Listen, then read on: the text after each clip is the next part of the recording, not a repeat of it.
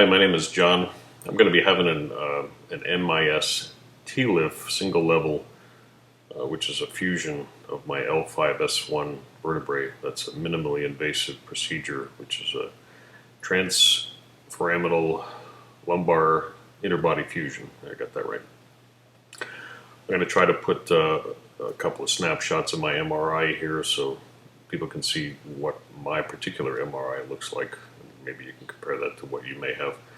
I've had 4.5 years of low back pain, kind of around the belt line, which is where approximately where L5S1 is, and intermittently have radiating pain down either one of my legs. Intermittently, or initially, several doctors said that it's just mechanical back pain, and kind of sent me on my way without any real recommendation as to what I could do to fix it or anything else. Some people said physical therapy, but not much else.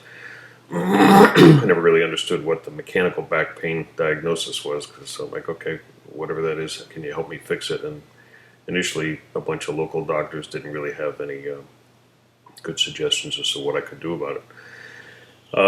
Then I saw somebody a little better who put me on diclofenac potassium, which is a very strong anti-inflammatory, and NSAID, which helped a lot. I've been on that for 2 years and taken between 2 or 3 of them a day. That's between 100 and 150 milligrams total a day. Initially it had helped a lot, but it's not a solution. It's just a band-aid. It's just an anti-inflammatory. I tried physical therapy when I first started taking this anti-inflammatory. Didn't help at all. It just made things worse. No matter what I did, things have just progressively gotten worse over the last couple of years. So now it's a little over 4 years in, and I've got to do something a little more aggressive to try to fix this.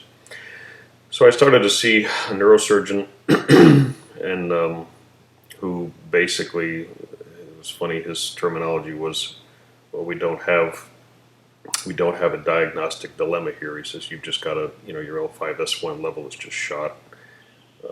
You're bone on bone with the 2 vertebrae, your facets are shot, you've got a ruptured disc that's compressing a nerve, and he says there's just not much. The only thing that I really have, the only option I really have is to have a fusion, decompression, nerve decompression and fusion at that level.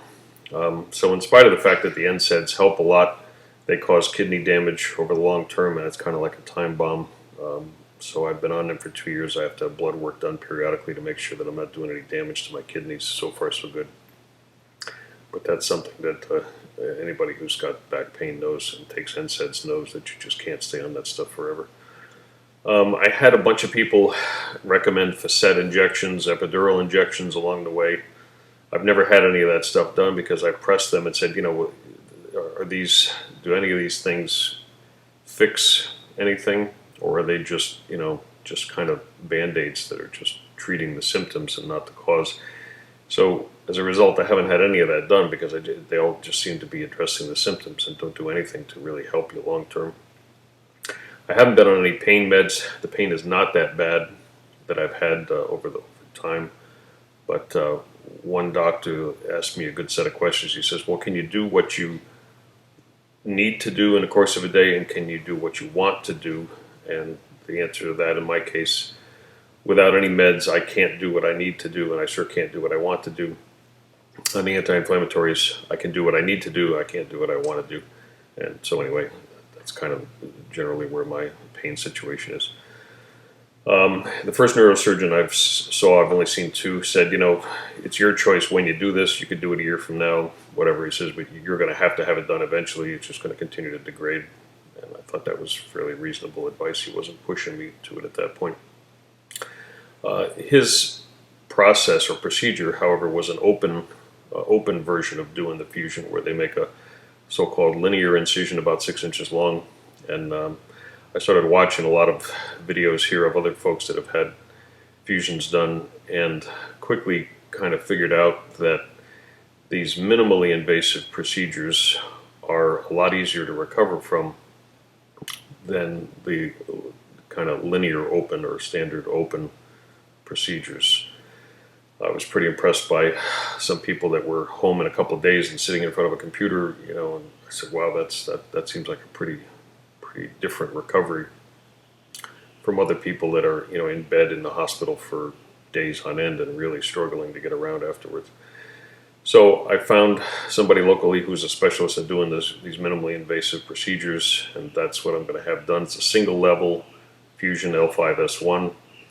One of the challenges I'm going to have is this hospital I'm going to have it done is 2.5 hours away. I live in Florida, and I'm really worried about the drive home. I'm not sure how you sit in the car for 2.5 hours, a couple days after having somebody put a bunch of screws in your back. I may even try to record some of that ride home for somebody that may have a similar situation. We'll see how that goes.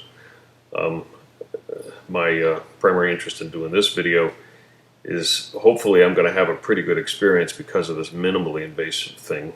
And I understand that only about 20 or 25% of fusions that are done these days are done with these minimally invasive techniques. I think that there's a potential that this is a lot easier to recover from.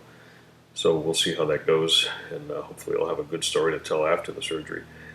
Surgery's in about a week from now. I'm going to make this only one video, not different installments.